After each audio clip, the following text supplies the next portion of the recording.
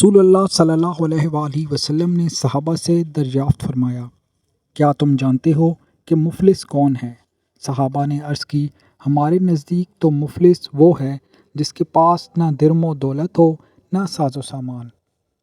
آپ صلی اللہ علیہ وآلہ وسلم نے ارشاد فرمایا، میری امت کا اصلی مفلس وہ شخص ہے جو قیامت کے دن نماز، روزہ اور زکوٰۃ لے کر آئے گا، مگر اس نے دنیا میں کسی کو گالی دی ہوگی، کسی پر بہتان لگایا ہوگا، کسی کا مال کھایا ہوگا، کسی کا خون بہایا ہوگا اور کسی کو مارا ہوگا۔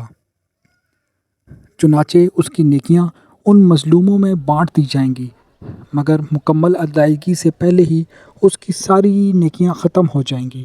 چنانچہ ان مظلوموں کے گناہ اس پر ڈال دیے جائیں گے اور پھر اس شخص کو جہنم میں پھینک دیا جائے گا۔